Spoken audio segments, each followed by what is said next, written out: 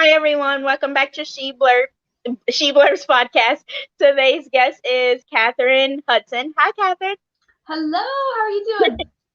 Good. Welcome to my podcast. Thank you so much. I'm super happy to be here. So, can you tell our listeners a little bit about yourself?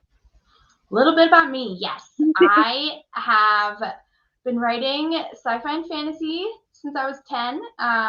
My, branding tagline for all of my fiction is a touch of exquisite darkness, which pretty much sums it up. I write dark fantasy, grimdark, dystopian sci-fi, LGBTQ plus fiction, and most recently urban fantasy. And all of it has tons of action and adventure and blood and gore and all the fun things that I love. Nice. When did you first realize you wanted to be an author? When I was 10. I had an epiphany after it was a recurring nightmare about my favorite movie at the time, which was Fern Gully, if anyone remembers that one. And I wanted to change the ending so badly. That was my nightmare, that I couldn't change the ending. And then I woke up on my 10th birthday realizing, oh my gosh, that's what authors do and what writers do, is they make the ending be whatever they want. And that started. I started writing then, and I really haven't stopped since then. Wow. What is Ferngully? I probably watched it when I was yeah. It's no, that's great. A lot of people recognize it, and some people don't. So that's awesome. It's a cartoon, and I can't remember which movie company produced it, but it's about fairies in the forest, and so it's got like a sort of save the rainforest kind of feel. The main guy who works for a tree cutting company gets shrunk.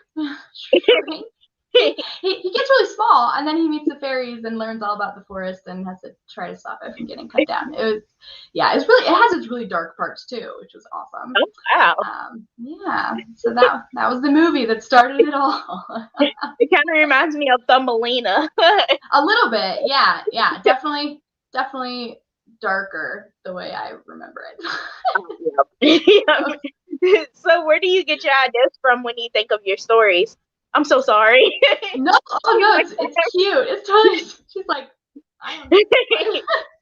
I get my ideas literally from anything. It could be, something I see out my window.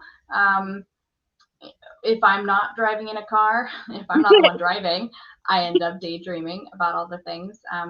Something my 4-year-old says, or one thing in a movie or a book that I would have preferred to see differently, and I go, oh hey, I can do that. And they come out of nowhere, and I just roll with it. Nice. So what does your family think about your writing? They love it. my husband has not read any of my books all the way through, but he tells everyone that I'm an author and that this is what I do. This is my job, and he is he's incredibly super supportive. Yeah, and my daughter tells me that when she grows up, she wants to be a mom. Aww. And she wants to make books like me. Oh, that's cute. That's pretty great. So what inspired you to write your Accessory to Magic series? Yes, it actually it started out as an offshoot idea I had. I also ghostwrite fiction for large publishers and sometimes individual authors running their own businesses. So I had been asked if I wanted to write a spin-off series of something I had already written for a client of mine. I pitched this idea to them, and they said, oh, no, thanks. We moved on to something else. But I kept it in the back of my mind, and it was nothing like what the Accessory to Magic series has become now, obviously. But that's one of the really great perks of ghostwriting, is that I have, other people's ideas that I'm working on that get to spark my own ideas. And then Nice. the things I say for myself are Amazing. very fun. Yes. Wow. So can you give our listeners like a brief summary of each book in the series? Like you don't have Ooh, to tell us all of it because I know it'll probably take forever, but just like a small portion of it.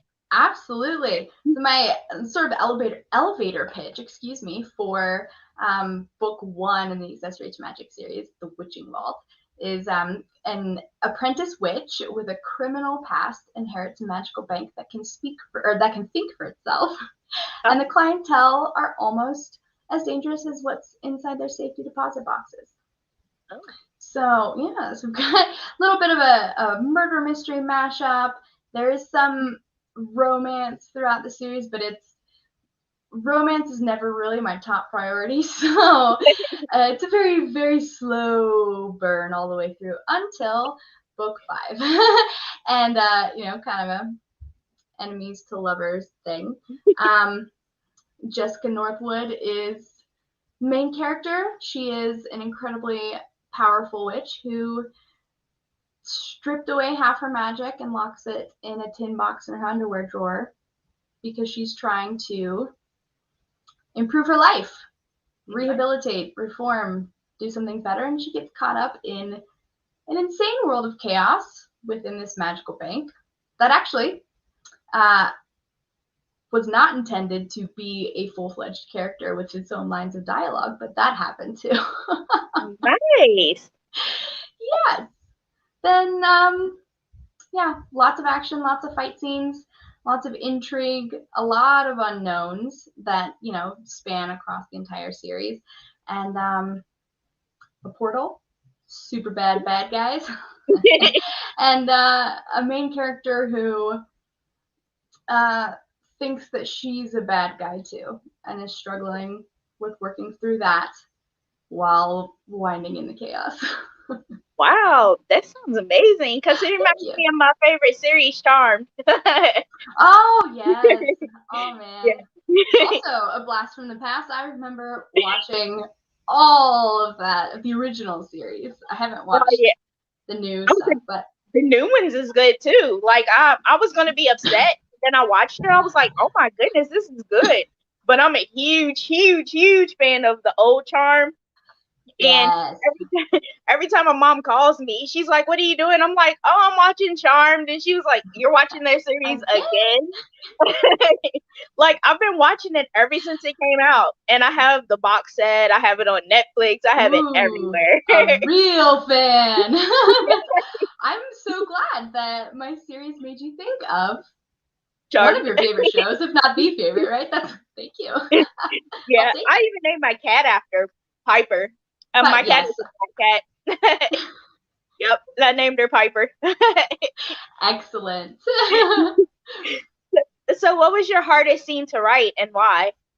Hardest scene to write, hands down, by far, was a romance scene in Yeah. in book 5, and that's when everything slows way down. I love writing action scenes. I love writing, super high intensity, page turning, lots of explosions and fights and Yeah. moments. And the romance is something that definitely trips me up. So I got through it. It took me a lot longer than pretty much everything else in the rest of book 5, but it's over now. And So you're that's it. So, who are a few of your favorite authors, and have any of them inspired any of your novels? Ooh, that's really good. My absolute favorites. There's Stephen King probably takes number one. I'm a huge Dark Tower fan. Yeah. You are as well. You've read them? Yes, I like the gun. Yeah, awesome. It is my favorite. I've read that series 10 times, and I will read it more. And then Jacqueline Carey in her Outlander series.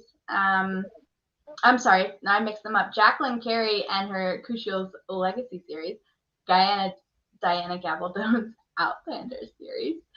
Um, And both of those actually surprised me so much. I also don't read very much romance, but those series have romance and everything else, which is that's what makes it okay for me. So they opened my eyes a lot to being able to add so much romance into other intense stuff.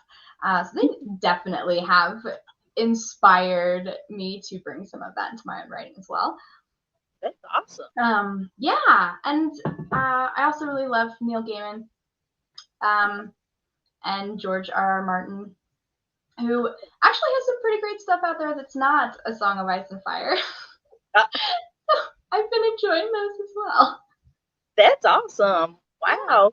So I do want to ask you a question. What advice would you give to help others who want to pursue a writing career like yourself? The number one most important thing I would say is to write all the time, as much as you can. As a fiction ghostwriter and then an author, and sort of splitting that work down the middle, I have struggled sometimes with prioritizing my own stuff, which I know, will the Accessory to Magic series is doing a lot better than I expected. And so I'm finally getting to the point, figuring out, okay, I know that this is a long-term plan and royalties are coming in, and this is something I need to prioritize. Even when royalties were not coming in, that was a difficult thing to do, to prioritize making the stories that I wanted to create and improving my craft. And so, I would say for anyone who's serious about upping their author career game, that it takes a lot of investment in yourself.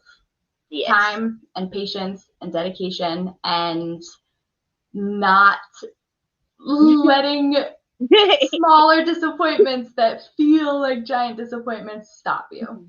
It's one of the things that if you let anything stop you, you won't get to the end, including, finishing the book. I mean, that's true. That's true. My problem is starting out the first chapter and the first paragraph.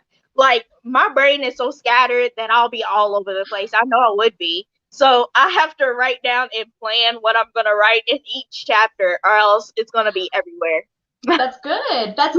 You've figured out your process, right? That's great. I can't outline in that much detail because it never turns out the way I intended to anyway. But I definitely, the hardest part of writing any book is the first page. Maybe even the first line, maybe just sitting down and going, okay, I'm diving into another one. I get it. I agree. That's very great advice. I want to thank you so much for coming on my show. Thank you so much for having me. This has been really fun. And I just want to say I really love your hair. Oh, thank you so much. You have a great day. Thank you, you too. Bye. Bye.